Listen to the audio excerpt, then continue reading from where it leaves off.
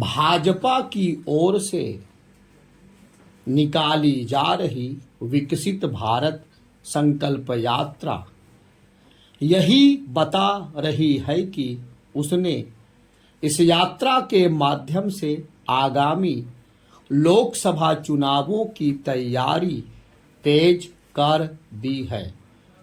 इस योजना का उद्देश्य केंद्र सरकार की जनकल्याणकारी योजनाओं से लोगों को परिचित कराना और जो लोग इन योजनाओं से वंचित हैं उन्हें इन योजनाओं के दायरे में लाना है।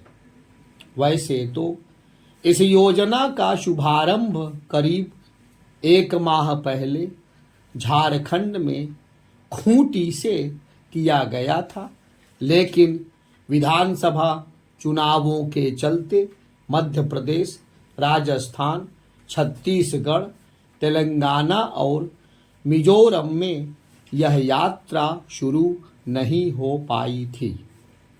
अब इन 5 राज्यों में भी इस यात्रा की शुरुआत की जा रही है।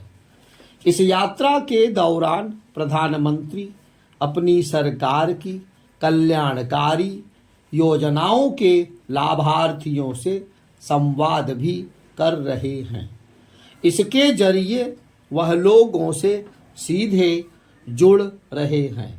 वह इसके पहले भी अपनी सरकार की कल्याणकारी योजनाओं के लाभार्थियों से संवाद करते रहे हैं।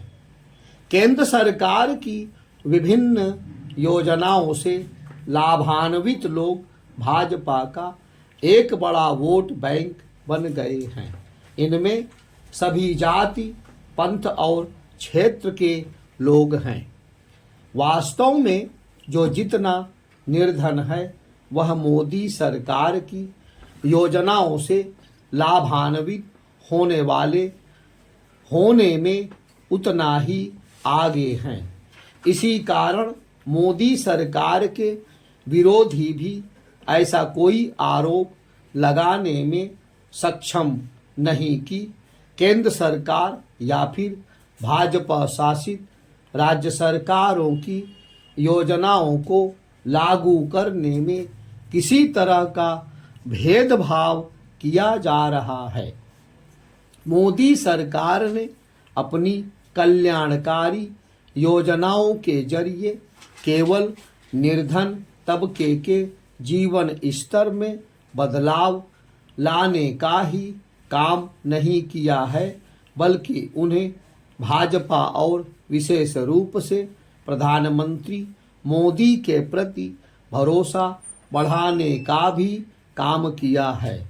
आज यदि प्रधानमंत्री मोदी लोकप्रियता के मामले में सबसे आगे हैं तो कल्याणकारी योजनाओं पर बेहतर तरीके से अमल के कारण ही।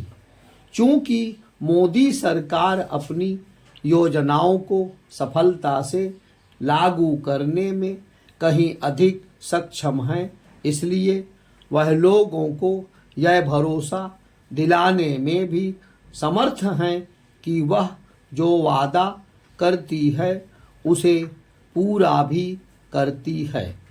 हाल में संपन्न मध्य प्रदेश, राजस्थान और छत्तीसगढ़ में मोदी की गारंटी के नारे ने इसीलिए असर दिखाया क्योंकि लोग इसे लेकर आश्वस्त थे कि प्रधानमंत्री जो कह रहे हैं उस पर अमल भी करवाएंगे। केंद्र सरकार की योजनाओं के लाभार्थियों में एक बड़ी संख्या महिलाओं की है और उसका एक बड़ा कारण यह है कि अनेक योजनाओं में घर के मुखिया के तौर पर महिलाओं को वरीयता दी जाती है। इससे महिलाओं का न केवल आत्मविश्वास बढ़ता है, बल्कि उन तक यह संदेश भी जाता है कि मोदी सरकार उनके हितों के लिए कहीं अधिक सजग है। जब भाजपा जाति पंथ क्षेत्र से परे हटकर अपने समर्थक तैयार कर रही है, तब विपक्षी दल जाति और पंथ की परंपरागत राजनीति करते हुए ही दिखाई दे रहे हैं। यह ठीक नहीं कि पिछले दिनों संसद की सुरक्षा में जो सेंध लगी, उस पर दोनों सदनों में हंगामा हो रहा है। सुरक्षा में गंभीर चूक के इस मामले का राजनीतिकरण नहीं किया जाना चाहिए, लेकिन ऐसा ही हो रहा है। विपक्षी दल इस मांग पर अड़े हैं कि गृहमंत्री को संसद में आकर तुरंत अपना बयान देना चाहिए।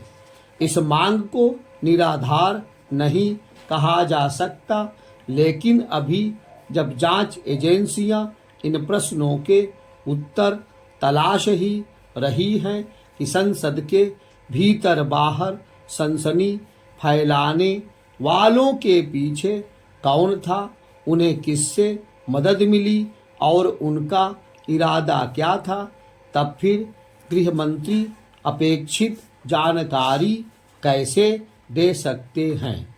चूंकि अभी तक जो जानकारी सामने आई है उससे लोकसभा अध्यक्ष सदन को अवगत करा चुके हैं, इसलिए बेहतर यही होता कि विपक्षी दल कुछ दिन प्रतीक्षा करते। उचित यह होगा कि सत्ता पक्ष की ओर से दोनों सदनों में विपक्ष को आश्वस्त किया जाए कि संसद की सुरक्षा में चूक के मामले में गृह मंत्री यथाशीघ्र संसद को अवगत कराएंगे। विपक्ष को भी हंगामा करने के बजाय सत्ता पक्ष को कुछ दिन की मोहलत देनी चाहिए, ताकि सरकार इस मामले में पर्याप्त जानकारी दे सकने में समर्थ हो सके।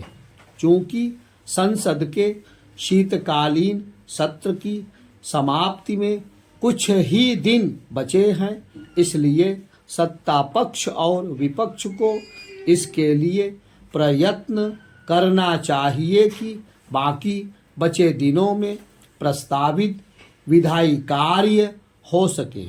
दुर्भाग्य से इसके आसार कम ही हैं, क्योंकि विपक्ष ने लोकसभा और राज्यसभा के उन 14 सांसदों के निलंबन को एक मुद्दा बना लिया है जिन्होंने संसद में हंगामा किया। यह कहना कठिन है कि अगले सप्ताह संसद चल सकेगी या नहीं, लेकिन इस नतीजे पर आसानी से पहुंचा जा सकता है कि लोकसभा की दर्शक दीर्घा से सदन में कूदकर सनसनी फैलाने और संसद के बाहर हंगामा करने वाले किसी बड़ी साजिश का हिस्सा हो सकते हैं। संसद की सुरक्षा को भेदने और संसद के बाहर अफरा तफरी फैलाने वालों के एक सहयोगी ने जिस तरह अपने साथियों के मोबाइल जला डाले, उससे यही पता चलता है कि उनका इरादा केवल बेरोजगारी को लेकर सरकार के खिलाफ अपना गुस्सा निकालना भर नहीं था। यह निराशाजनक है कि कई विपक्षी नेताओं समेत अन्य लोग संकीर्ण राजनीतिक कारणों के चलते संसद की सुरक्षा को खतरे में डालने वालों के प्रति हमदर्दी जताने के साथ यह माहौल भी बनाने में लगे हुए हैं कि उनका अपराध तो बहुत मामूली है। यह मामूली नहीं, बहुत गंभीर अपराध है। इसका एक बड़ा आधार यह है कि उन्होंने 22 वर्ष पहले संसद में हुए आतंकी हमले की बरसी पर संसद की सुरक्षा को भेदने का काम किया। जैसे इस सवाल का जवाब मिलना चाहिए कि आखिर उन्होंने इस दिन को ही क्यों चुना, वैसे ही इसकी तह तक भी जाना चाहिए कि संसद की सुरक्षा में सेंध कैसे लग गई।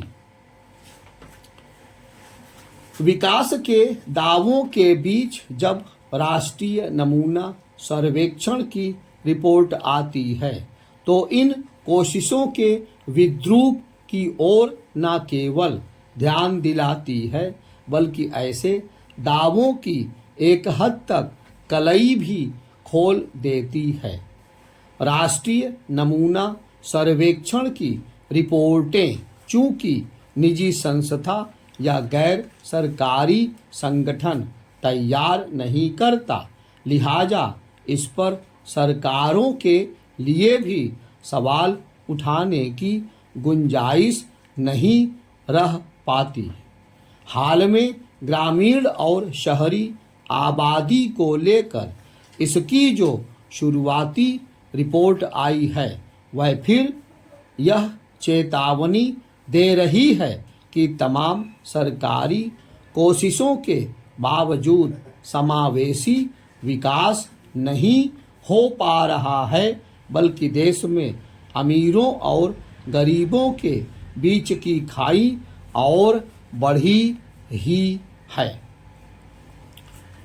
उदारीकरण के पीछे जिस पश्चिमी ट्रिकल डाउन सिद्धांत का आधार है उसने मौजूदा विश्व व्यवस्था में विकास को लेकर कई सारी नई अवधारणाएं दी हैं। उन्हीं में से एक है शहरीकरण को विकास का पर्याय मानना। शहरों में पसरती झुग्गियां इस अवधारणा को ही मुंह चिढ़ाती रही हैं। अब इस पर राष्ट्रीय नमूना सर्वेक्षण की ताज़ा रिपोर्ट ने भी सवाल उठाया है। इसके मुताबिक गांवों में सबसे गरीब 10% लोगों के पास जहां 25,071 रुपये की संपत्ति है, वहीं शहरों के सर्वाधिक 10% गरीबों के पास 300 रुपये की भी संपत्ति नहीं है। इसकी वजह यह है कि इनमें से ज़्यादातर खाली हाथ गांवों से पलायन करके आए हैं। यह नहीं भूलना चाहिए कि जमींदारी उन्मूलन जैसे कदमों से ग्रामीण इलाकों में उन लोगों के लिए भी आधार बना है जिनके पास कभी जमीन नहीं हुआ करती थी। गांव में रहने के लिए उन्हें ना तो किराया देना पड़ता है, ना ही पानी के लिए कीमत चुकानी पड़ती है, लेकिन शहरी इलाकों में रहने के लिए किराया चुकाना पड़ता है। उदारीकरण ने पानी और शौच की भी कीमत वसूलनी शुरू की है, जबकि मजदूरी की दर उस लिहाज से नहीं बढ़ी जिस लिहाज से महंगाई बढ़ी है। ऐसे में उनके पास संपत्ति कैसे हो सकती है। उदारीकरण के तमाम दबावों के बावजूद भारतीय गांव अपनी हजारों वर्ष पुरानी संस्कृति से नाता नहीं तोड़ पाए हैं। अब भी वहाँ पानी और शौच के लिए कीमत नहीं चुकानी पड़ती। इसके अलावा खान पान और दूसरे खर्च भी वहाँ शहरों के मुकाबले कम हैं। इस सर्वे से एक और बात सामने आई है कि गांवों में जहां 98.3% लोगों के पास संपत्ति है, वहीं शहरों में 93.5% लोगों के पास ही संपत्ति है। ट्रिकल डाउन थियरी में समृद्धि लाने में शहरीकरण की जिस भूमिका को बढ़ावा देने पर जोर है, उसे भी इस सर्वेक्षण रिपोर्ट ने गलत ठहराया है। रिपोर्ट यह भी बताती है कि ग्रामीण इलाकों में अमीरों और गरीबों की संपत्ति में अंतर जहां महज 228 गुना है, वहीं शहरी इलाकों में यह फर्क 50,000 गुना है। यानी मौजूदा सरकारी नीतियों का फायदा ज़्यादातर शहरी वर्ग के उन क्रीमी लेयर को ही मिल रहा है जिनका पुश्तों से कारोबार या व्यापार पर कब्जा रहा है। गांवों में संपत्तियों के वितरण में जैसी असमानता नहीं है। आज़ादी के बाद जमींदारी उन्मूलन के तमाम मकसदों में एक सामाजिक समानता को बढ़ावा देना भी था। ग्रामीण इलाकों की संपत्ति के आंकड़े यह साबित करते हैं कि जमींदारी उन्मूलन में गांवों के गरीब की दशा बदली, जिसके पीछे राज्य की लोक कल्याणकारी भूमिका भी रही। राष्ट्रीय नमूना सर्वेक्षण की इस रिपोर्ट ने यह सोचने का मौका दिया है कि हम विकास की मौजूदा अवधारणा और उसे बढ़ावा देने वाली नीतियों की तरफ सोचें। हमें शहरीकरण को विकास का आधार मानने की अवधारणा पर पुनर्विचार करना होगा।